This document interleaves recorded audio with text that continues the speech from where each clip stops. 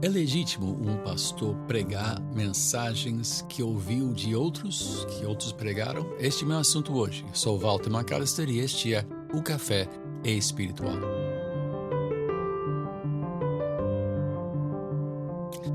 Segue a história de que Benjamin Franklin, um dos arquitetos da Constituição Americana e conhecido pelas suas escritas, pelos seus artigos e livros, Benjamin Franklin aprendeu a escrever copiando as grandes obras da literatura à mão. Segundo ele, foi assim que ele adquiriu a capacidade de se expressar e de colocar isso no papel.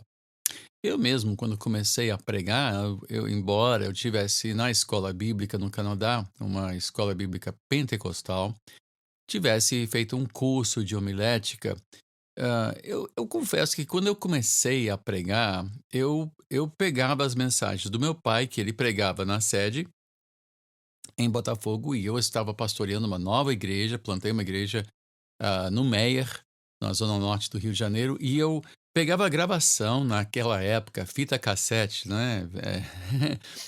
Muita gente nem sabe o que é isso hoje em dia.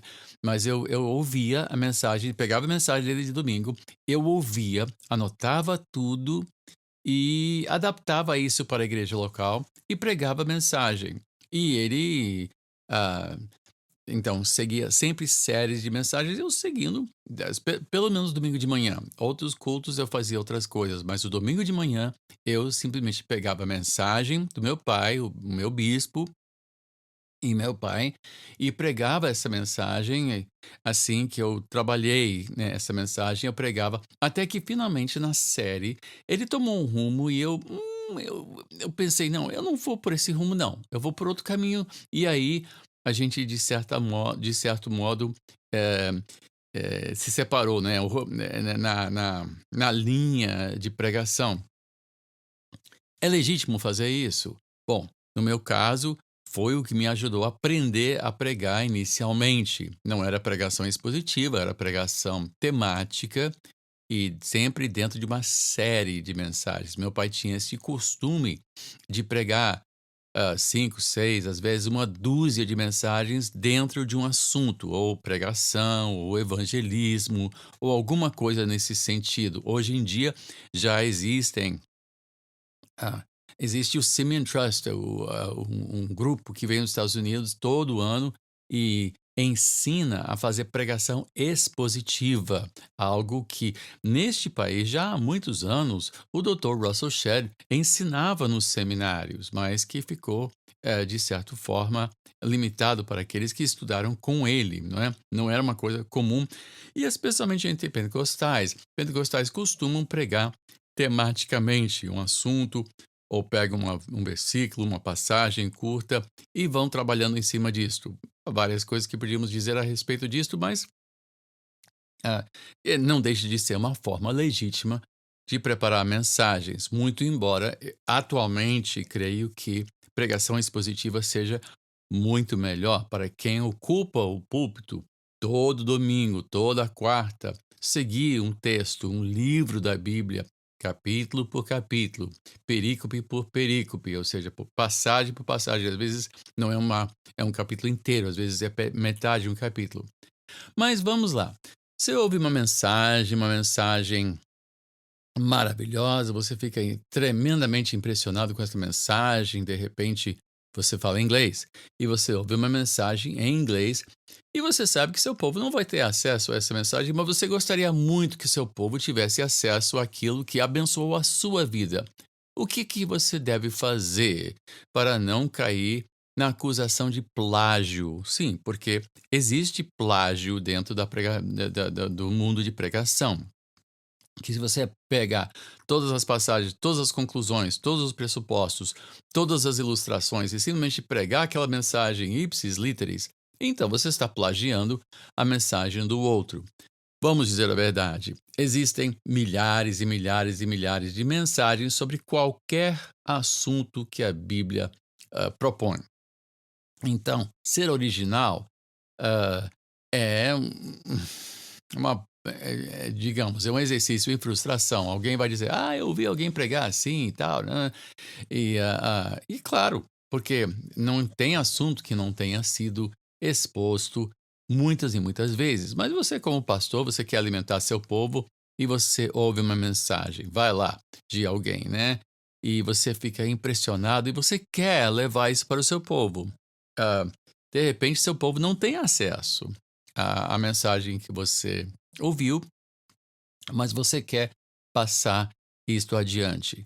Quais são os passos? Quais são as questões que você deve levar em conta, os cuidados que você deve ter? Primeiro, você nunca deve simplesmente pegar a mensagem de ponta a ponta e pregar o que o outro pregou, as ilustrações dele, etc. Você tem que primeiro ouvir a mensagem, ouvir bem, ouvir mais de uma vez e anotar todos os pontos principais da mensagem, né? O texto, primeiro, segundo ponto, se for de 3 pontos, anota os 3 pontos, os meandros da mensagem. A mensagem faz sentido? Foi uma bênção? Sim, tá bom, mas faz sentido, você entendeu, não é? Depois você tem que voltar aos textos e estudar os textos de novo. Porque, vamos dizer a verdade, algumas mensagens, boas mensagens, frequentemente pecam por usarem textos que não dizem exatamente aquilo que o pregador está dizendo. Quantas vezes eu me lembro de uma mensagem que eu ouvi de alguém, não sei de onde e tal, aquele texto, vou pregar aquele texto, vou voltar lá. E quando eu leio o texto no seu contexto, aí eu descubro, peraí, mas esse texto não fala disto.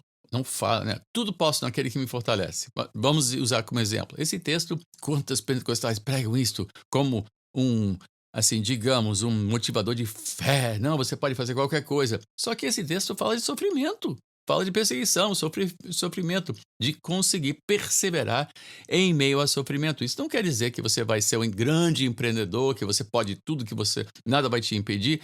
Mas quando você tem que voltar ao texto, e aí você tem que ler o seu contexto. Ele faz parte de uma carta, ele faz parte de um livro, ele segue uma linha lógica.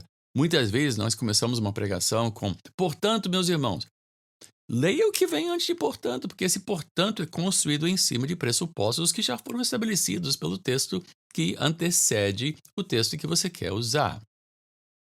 Segundo, obviamente, ok, você anota primeiro, você anota tudo. Segundo, você estuda os textos de novo. Terceiro, não use ilustrações dos outros, especialmente se forem lá de fora, né? Se a ilustração ou o exemplo que a pessoa dá faz sentido, pense sobre isso. Você tem suas próprias ilustrações, você tem suas próprias histórias. Como é que isso se aplica à sua vida, não é?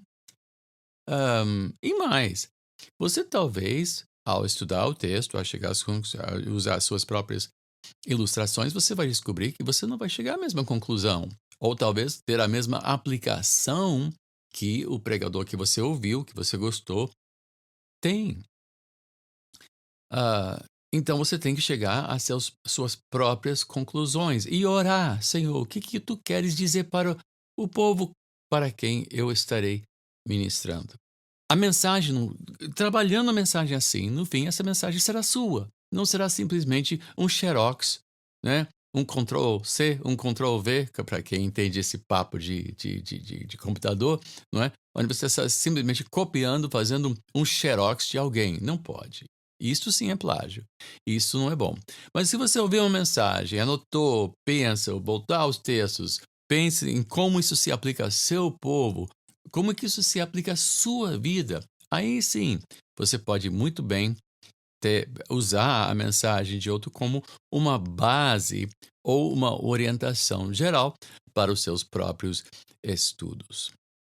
Agora, voltando ao início, não há nada de errado em começar a sua mensagem dizendo: Amados irmãos, eu ouvi uma mensagem que eu quero compartilhar com vocês. Não é minha mensagem, é a mensagem do Paul Washer, é a mensagem do John Piper, seja lá quem for. E simplesmente dar crédito à inspiração que veio de outro. Ainda assim, você tem que fazer da mensagem a sua mensagem.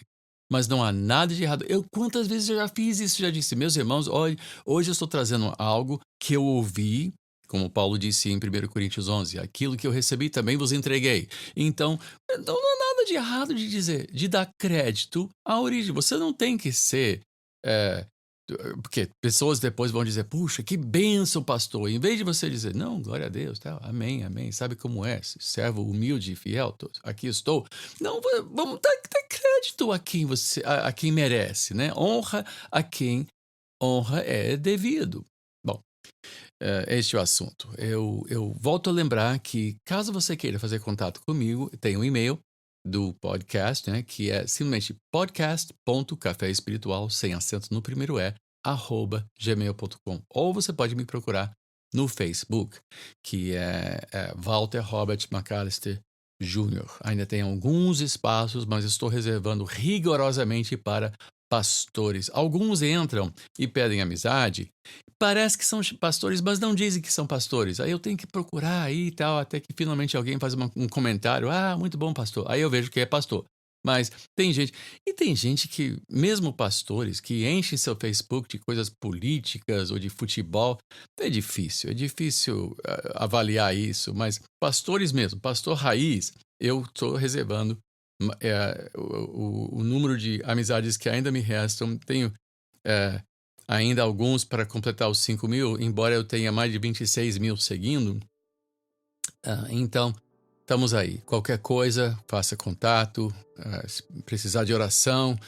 Eu amo pastores, eu amo o ministério. Estou nisso há 40 anos e reafirmo a minha disposição de servir melhor no que me for possível.